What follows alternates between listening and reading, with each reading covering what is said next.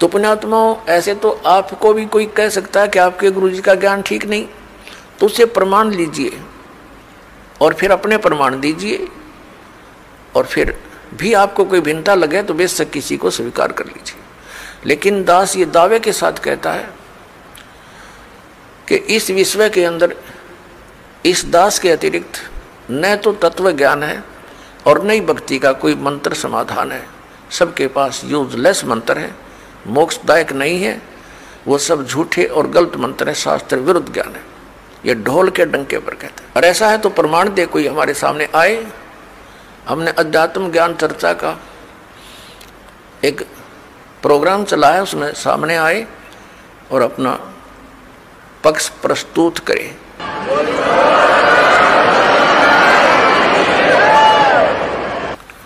तो दास जो आपको कहना चाह रहा है वो इस विषय में है कि जो भक्ति आप करते हो और जो साधना ये दास बताता है उसके ऊपर आपको अविश्वास नहीं होना चाहिए, विशेषकर उपदेश प्राप्त करने के बाद। अगर फिर भी वो कोई अग्रम मग्रम करता, वो चातुर प्राणी है, उसने 1 2 4 20 हजार 2000 को मूर्ख बना रखा होगा, वो गुरु पद प्राप्त कर चुका है, उन औरों को अभी उलझाना ही चाहता है। अन्यथा इतने प्रमाण देखकर तो मूढ़मती भी इंसान समझ जाता है कि यह संत क्या बताना चाहता है। तो कहने का दास का तात्पर्य यह है कि जब आप उपदेशी हो जाओ उसके बाद आप दास के वचन सुनो और उनको फाइनल मानो। उपदेश लेने से पहले आप पूरी तर्क वितर्क करो, अपने माइंड से एक दूसरे के साथ करो कि ये कैसे लिखा है, ये ऐसे लिखा, फिर प्रमाण देखो। हमने तो अध्याय और उनके पृष्ठ नंबर और अध्याय नंबर, उनके श्लोक नंबर दे रखे हैं, आपके प्रमाणित ग्रंथ होंगे। पुण्यात्माओं, दास अपनी तरफ से एक शब्द नहीं बोलता, क्योंकि हम जीव हैं। जीव जो अपनी तरफ से बोलेगा वो यदि ग्रंथों से परिचित नहीं है तो जीव सतर का ही बोल सकता है। लेकिन दास ने उन सदग्रंथों को पढ़ा है जो गॉड गिवन है, और गॉड गिवन जो विचार हैं वो जीव सतर से बाहर होते हैं। गॉड गिवन परमात्मा दत्त जो ज्ञान है उस पर जीव सोच ही नहीं सकता वहां तक, तो उनको हमने फाइनल ही मानना होगा। दैट्स ऑल, ये समझ लेना।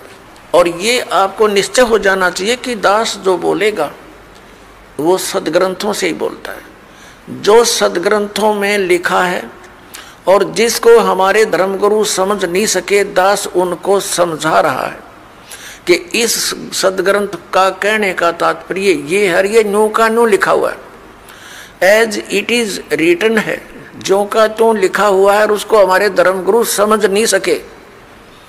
बस इतनी सी बात है। अब धर्मगुरु कौन होता है? जो धार्मिकता और सदग्रंथों का ज्ञान दे, और जो सदग्रंथों के विपरीत ज्ञान देता है और आपस में लड़ा के मारता है, वो ना धर्मगुरु है ना उसके धार्मिकता आसपास है, वो तो एक राक्षस व्यक्ति है।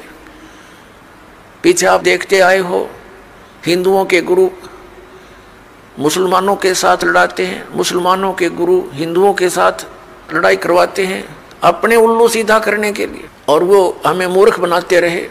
अब हम देखेंगे अपने सदग्रंथों को, और सदग्रंथों में वर्णित विधि है, उससे हम मोक्ष प्राप्ति करेंगे।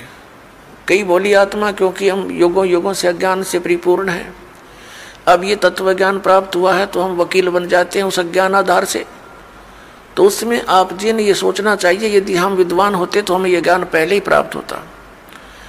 आप विद्वान नहीं, बुद्धिमान अवश्य, लेकिन उस बुद्धि का दुरुपयोग करके आप भगवान से दूर हो जाओगे।